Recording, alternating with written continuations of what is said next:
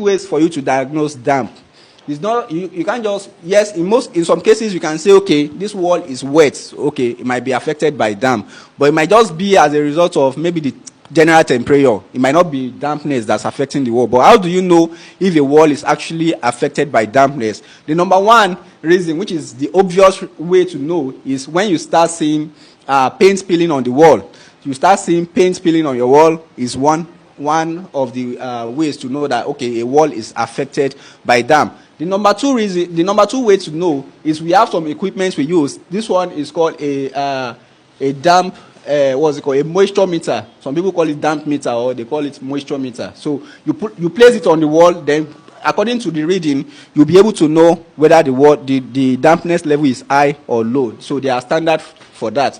So you can get this in the markets, in some markets. So the other one you can use to know is you can use a plastic sheet test, which is this one.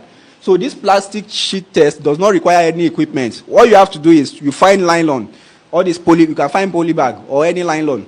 You find the wall. So maybe where you suspect that there might be dampness, you find the wall, you put the nylon on the wall, then you sellotape it. Then you leave it for 24 to 48 hours. So if that place is affected by damp, once you open it like this, you see that this place will be wet. There will be water there because the water that's coming from the block did not have any means to escape because you've trapped it with the nylon. That's why you'll be seeing the wetness. So that means there's damp on that wall. So that is one of the ways to test without having to buy expensive equipment like that one.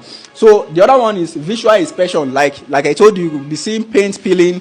You see salt, like the previous image I showed you. You see salt on the wall. So once you see salt on the wall and you see some water markings, we all know, like, let's say this place is off-white now. You now see one that is brownish.